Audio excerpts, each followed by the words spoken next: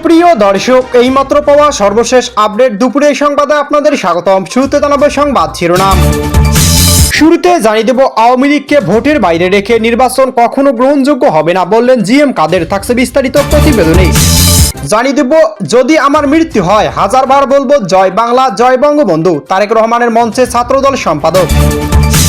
এদিকে চট্টগ্রামে ভারতীয় প্রায় ৮০ একর জায়গা অর্থনৈতিক অঞ্চল, সেখানে প্রতিরক্ষা শিল্প পার্ক তৈরির সিদ্ধান্ত। এদিকে ছাত্রদলের আসল মুখোশ উন্মোচন, ছুরি ধরে সোহরাওয়ার্দী উদ্যান ছিনতাই নৈপথ্যে ছাত্রদল কর্মী। থাকছে বিস্তারিত। এদিকে ঝালকাঠির কাঠালিয়া উপজেলায় বিড়ি চাওয়াকে কেন্দ্র করে দুই পক্ষের সংঘর্ষ, বিএনপি অফিস ভাঙচুর। এবং সর্বশেষ জানিয়ে দেব, ত্রয়োদশ জাতীয় সংসদ নির্বাচন, নাসিরউদ্দিন পাটোয়ারির উপর ছাত্রদলের ডিম ও জুতা নিক্ষেপ। সুপ্রিয় দর্শক মন্ডলী, এতক্ষণ শুনছিলেন সংবাদ শিরোনাম, এবার জানাবো বিস্তারিত। তার আগে অনুরোধ থাকবে, ভিডিও ভালো লাগলে এবং সর্বশেষ আপডেট সংবাদ পেতে চ্যানেলটি সাবস্ক্রাইব করুন। ধন্যবাদ।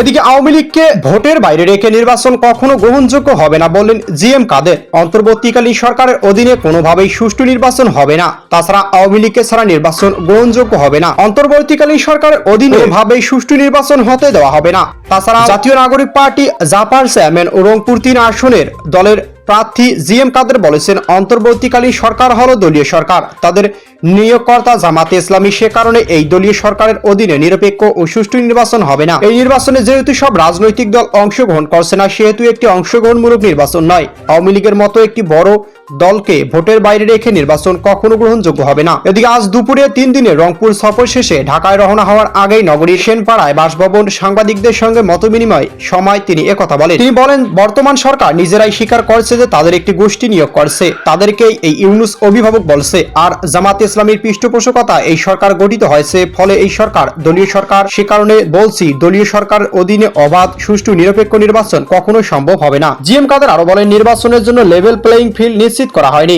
আমাদের অনেক নেতাকর্মী এখনো মিথ্যা মামলায় কারাগারে আছেন, অনেকে এখনো পালিয়ে বেড়াচ্ছেন, অনেক এলাকায় নেতাকর্মী না আসতে বিভিন্ন হুমকি দেওয়া হচ্ছে। এ ব্যাপারে নির্বাচন কমিশনে আমরা বরাবর অভিযোগ করেও কোনো প্রতিবাদ এবং প্রতিকার পাচ্ছি না। যদি মৃত্যু হয় হাজারবার জয় বাংলা স্লোগান দেব, তারেক রহমানের মঞ্চে ছাত্রদল সম্পাদক। কুমিল্লা 14 গ্রাম বিএনপি নির্বাচনী সমাবেশে জয় বাংলা স্লোগান দিয়ে আলোচনা জন্ম দিয়েছেন ছাত্রদল নেতা আবির আব্দুল্লাহ চৌধুরী। সামাজিক যোগাযোগ মাধ্যমে ছড়িয়ে পড়া একটি 9 সেকেন্ডের ভিডিও ক্লিপ ঘিরে স্থানীয়ভাবে আলোচনা সমালোচনা শুরু হয়েছে। এদিকে 14 গ্রাম এইচ যে সরকারি পাইলট উচ্চ বিদ্যালয় মাঠে উপজেলা বিএনপি আয়োজিত নির্বাচনী সমাবেশে এ ঘটনা ঘটে। সমাবেশের প্রধান অতিথি ছিলেন বিএনপি চেয়ারম্যান তারেক রহমান। তারেক রহমান মঞ্চে আসার আগেই বক্তব্যের সময় আবির আব্দুল্লাহ চৌধুরী একাধিকবার জয় বাংলা স্লোগান দেন। ভাইরাল ভিডিওতে তাকে বলতে শোনা যায়, আজকে এই মঞ্চ থেকে আমার যদি মৃত্যু হয়, আমি এই মঞ্চ থেকে হাজারবার বলবো জয় বাংলা জয় বাংলা জয় বঙ্গবন্ধু। আবির আব্দুল্লাহ চৌধুরী 14 গ্রাম উপজেলা ছাত্রদলের সাধারণ সম্পাদক। তিনি উপজেলা জগন্নাথ দিঘি ইউনিয়ন পরিষদের সাবেক চেয়ারম্যান আব্দুল্লাহ চৌধুরী আশার ছেলে। এদিকে চট্টগ্রামে ভারতীয় ৮০ একর জায়গা, ভারতের ৮০ একর জায়গা অর্থনৈতিক অঞ্চল, সেখানে প্রতিরক্ষা শিল্প পার্ক তৈরির সিদ্ধান্ত। বাংলাদেশ চট্টগ্রাম মিরসরাইয়ে ভারতীয় অর্থনৈতিক অঞ্চলে জায়গা নতুনভাবে প্রতিরক্ষা শিল্প পার্ক তৈরির সিদ্ধান্ত নিয়েছে অন্তর্বর্তী সরকার।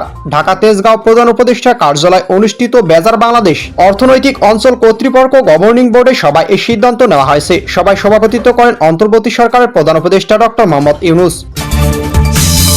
এদিকে ছুরি ধরে সোহরাওয়ার্দী উদ্যানে ছিনতাই নৈপথ্যে ছাত্রদল কর্মী। ছুরি ধরে রাজধানী সোহরাওয়ার্দী উদ্যান ট্রামফোর্ড ইউনিভার্সিটি বাংলাদেশ 4 শিক্ষার্থীর কাছ থেকে 30,000 টাকা ছিনতাইয়ের অভিযোগ উঠেছে। এ ঘটনায় ভুক্তভোগী এক শিক্ষার্থীকে ছুরিকাঘাতে আহত করা হয় এবং বাকিদেরকে গাছের ডাল দিয়ে মারধর করা হয়। এ ঘটনার নৈপথ্যে ঢাকা বিশ্ববিদ্যালয়ের ছাত্রদল নেতা আরিফ ফয়সালের সম্পৃক্ততার প্রমাণ উঠে এসেছে। জিজ্ঞাসাবাদে টাকা নেওয়ার বিষয়টি স্বীকার করেছেন তিনি। ঢাকা বিশ্ববিদ্যালয় 2024-25 শিক্ষাবর্ষে কমিউনিকেশন ডিসঅর্ডার বিভাগের শিক্ষার্থী। তার হল কবি জসিমউদ্দিন হলেও রাজনৈতিক প্রভাব খাটিয়ে তিনি থাকেন শেখ মুজিবুর রহমান হলের 612 নম্বর রুমে। ত্রয়োদশ জাতীয় সংসদ নির্বাচন দিনাজপুর 3 আসনে ছাত্রদলের নির্বাচন সমন্বয় কমিটিতে রয়েছেন তিনি। ভুক্তভোগী শিক্ষার্থীদের অভিযোগ অনুযায়ী আজ 8টার দিকে সোহরাওয়ার্দী উদ্যানে রমনা পার্ক সংলগ্ন এলাকায় এ ঘটনা ঘটে। আহত ও ভুক্তভোগী 4 শিক্ষার্থী হলেন সৌরভ হাসান, মিফতাহুল, শাহরিয়ার নিয়াজ, ডিয়ান পারভেজ ও মাহি ইসলাম। তারা সবাই ট্রামফোর্ড ইউনিভার্সিটি বাংলাদেশ আইন বিভাগের শিক্ষার্থী। এদিকে বিড়ি চাওয়াকে কেন্দ্র করে সংঘর্ষ, বিএনপি অফিস ভাঙচুর। ঝালকাঠির কাঠালিয়া উপজেলা তুচ্ছ ঘটনাকে কেন্দ্র করে বিএনপির কার্যালয় ভাঙচুর ও সংঘর্ষের ঘটনা ঘটেছে। এ ঘটনায় জুয়েল তালুকদার নামে একজন আহত হয়ে হাসপাতালে ভর্তি রয়েছেন। এদিকে আজ 10টার দিকে কাঠালিয়া উপজেলা 1 নম্বর চেচুরিয়াপুর ইউনিয়ন বানাইবাজার এলাকায় এ ঘটনা ঘটে। স্থানীয় সূত্রে জানা যায়, বানাইবাজারে একটি দোকানে বিএনপির এক নেতার বিড়ি চাওয়াকে কেন্দ্র করে প্রথমে বাকবিতণ্ডা শুরু হয়। এক পর্যায়ে বিষয়টি উত্তপ্ত হয়ে উঠলে তা বিএনপির স্থানীয় কার্যালয়ে হামলা ও ভাঙচুরের রূপ নেয়। ঘটনাস্থলে গিয়ে দেখা যায় বিএনপি কার্যালয়ে আসবাবপত্র লন্ডভন্ড অবস্থায় পড়ে রয়েছে। এছাড়াও দলটির প্রতিষ্ঠাতা শহীদ রাষ্ট্রপতি জিয়াউর রহমান, সাবেক প্রধানমন্ত্রী খালেদা জিয়া এবং চেয়ারম্যান তারেক রহমানের ছবি ভাঙচুর করা হয়েছে। এদিকে পুলিশ জানায় ঘটনাটি তারা তদন্ত করে দেখছে। স্থানীয়দের অভিযোগ, এ ঘটনার পেছনে রাজনৈতিক ষড়যন্ত্র রয়েছে। বানাইবাজার এলাকায় ইলেকট্রনিক্স দোকানদার দাবি করে ভান্ডারিয়া থেকে বহিরাগত লোক এনে একটি আওয়ামী চক্র পরিকল্পিতভাবে বিএনপি কার্যালয়ে হামলা চালিয়েছে।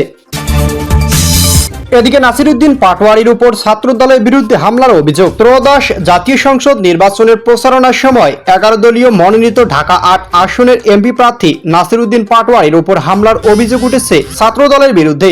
এদিকে আজ বেলা 11টার দিকে রাজধানী হাবিবুল্লাহ বাহার কলেজ এলাকায় এ ঘটনা ঘটে। পরে রাজধানী শান্তিনগর মোড়ে সমর্থকদের নিয়ে অবস্থান নেন পাটোয়ারি। তার উপর ডিম নিক্ষেপ করার অভিযোগ করেন নাসিরউদ্দিন পাটোয়ারি। এদিকে এনসিপির মিডিয়া সেলের পক্ষ থেকে জানানো হয়েছে, রাজধানী হাবিবুল্লাহ বাহার কলেজে আমন্ত্রিত অতিথি হিসেবে তিনি অনুষ্ঠানে উপস্থিত হলে ছাত্রদলের পরিচয় সন্ত্রাসীরা নাসিরউদ্দিন পাটোয়ারির উপর হামলা করে।